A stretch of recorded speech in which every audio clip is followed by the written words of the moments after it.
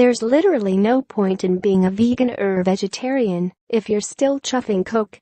The plant-based world can be a pretty holier-than-thou place. It's full of people who think they're doing more for the planet than everyone else. They're annoying because generally, they're right. They are doing more for reducing CO2 emissions than anyone else, even if you do exclusively light your house with candles and ride a bike. You often also come across non-drinking vegans who drink very little for both health and ethical reasons. A lot of alcohol isn't vegan. But while they might pass on the red wine and sausages, there are a number of vegans who still take Coke. And that's the one thing that's holding back their dreams of living in a cruelty-free utopia. I've met plenty of environmentalists who have cut their meat and dairy consumption only to spend the weekend chuffing Charlie. Now, you might think that, if you've cut the booze, the meat, the cheese, then you damn well might need a hit of Class A magic from time to time.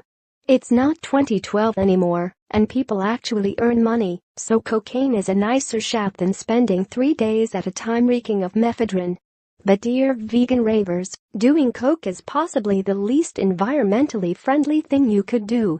In fact, anyone who gives a shit about the environment and animals, even if you can't give up meat, should put down their rolled 20-pound note immediately and choose another drug of choice.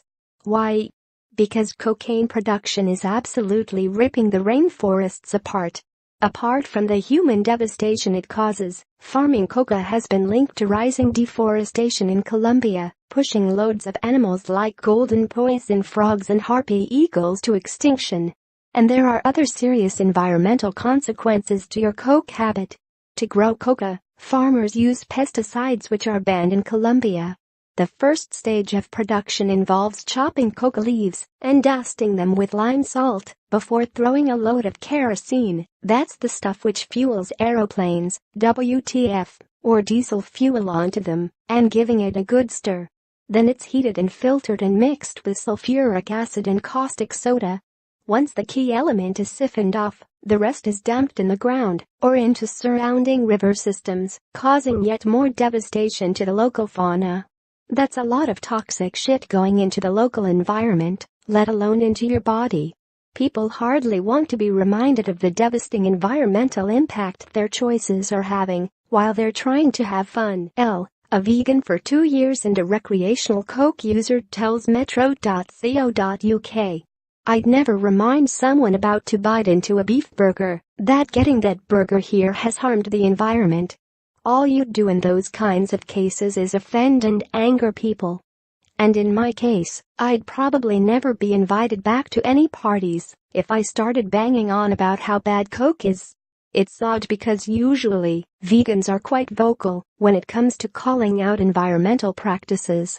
It's all very well us being over here seeing little sheep and cows bouncing in fields and congratulating ourselves for not eating lamb or drinking animal milk, but veganism should be the intention to live as ethically as possible, regardless of where the fallout may be felt.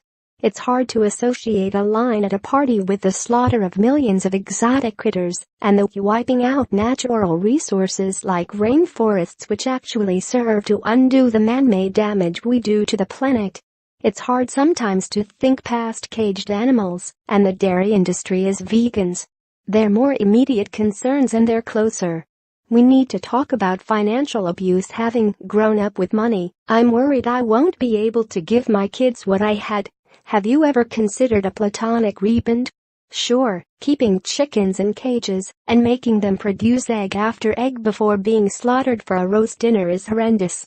Sustainable meat and fish is a bullshit term because it ultimately results in the killing of animals.